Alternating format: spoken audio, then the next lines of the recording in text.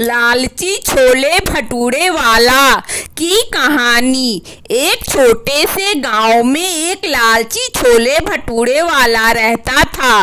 उसके पास एक छोटा सा दुकान था और वह रोजाना अपने दुकान पर बड़ी बड़ी मिश्री भरी छोले भटूरे बनाकर बेचता था।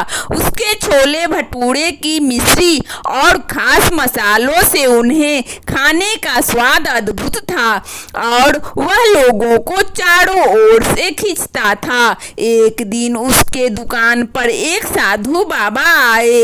उस साधु बाबा को देखकर छोले भटूरे वाला ने अपने दुकान पर छोटी सी परेशानी का एहसास किया।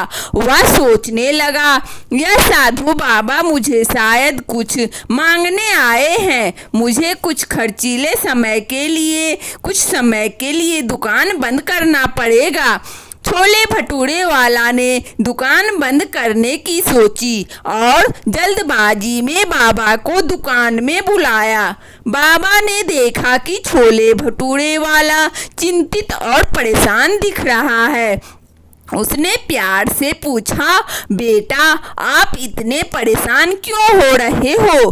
छोले भटूरे वाला ने आत्मविश्वास के साथ बाबा को बताया, बाबा मैं चिंता कर रहा हूँ कि आपने कुछ मांगने आए होंगे और मुझे दुकान बंद करनी पड़ेगी। अगर दुकान बंद हो गई तो मुझे कई ग्राहकों का नुकसान होगा।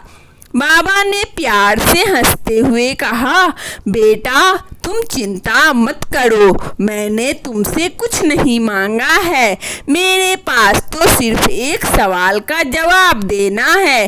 छोले भटूरे वाला आश्चर्यचकित हो गया। उसने बाबा को पूछा, कौन सा सवाल है बाबा?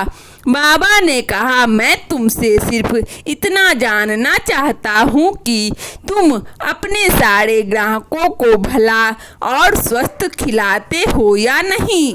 क्या तुम उनकी सेवा करने के लिए खुद को समर्पित करते हो?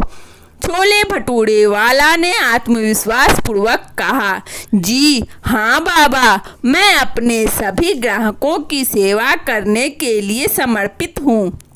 मेरा मकसद है कि उन्हें सबसे अच्छी खाना खिलाए।